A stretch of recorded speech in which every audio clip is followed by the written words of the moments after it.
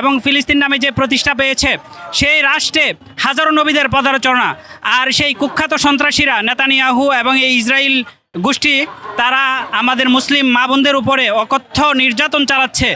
বিশ্বের মুসলমান, আপনাদের উদ্দেশ্যে ছোট্ট একটি সাক্ষাৎকার দিতে চাই। সারা দেশের তাওহিদি জনতা ৬৮,০০০ গ্রাম থেকে আমরা একত্রিত হয়েছি। আমাদের একটাই প্রাণের দাবি, ৫৭টি মুসলিম রাষ্ট্র এবং ওআইসি যে তাদের ভূমিকা এটা অত্যন্ত দুঃখজনক এবং ন্যাক্কারজনক। আমাদের এই ৫৭টি দেশের রাষ্ট্রনায়করা কি করতেছে এবং ওআইসির যে ভূমিকা, তারা কি ভূমিকায় উত্তীর্ণ হয়েছে? তারা কি ঘুমন্ত? বাংলাদেশের ৬৮,০০০ গ্রাম থেকে যেখানে লাখো লাখো মানুষের জমায়েত হয়েছে আলেমদের আহ্বানে, সেখানে ওআইসি এবং ৫৭টি মুসলিম রাষ্ট্রের ভূমিকা কি সেটা আজকে আমরা এখনও দেখতে পাই নাই।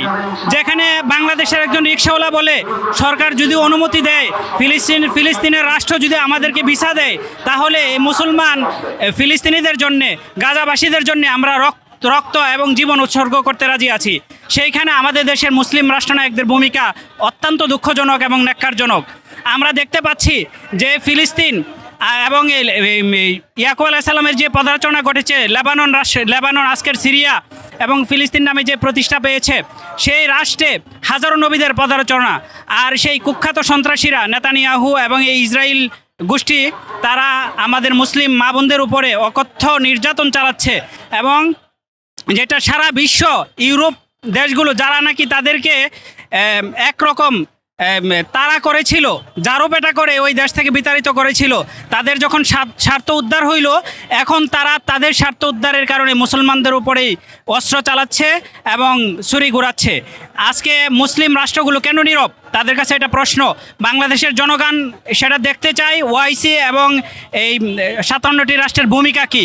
যদি তারা এই ভূমিকায় উত্তীর্ণ না হইতে পারে, জাতিসংঘ নামের যে ব্যঙ্গের ছাতা, তার ভূমিকা কি সেটা আমাদের এই দেশের জনগণ দেখতে চায়।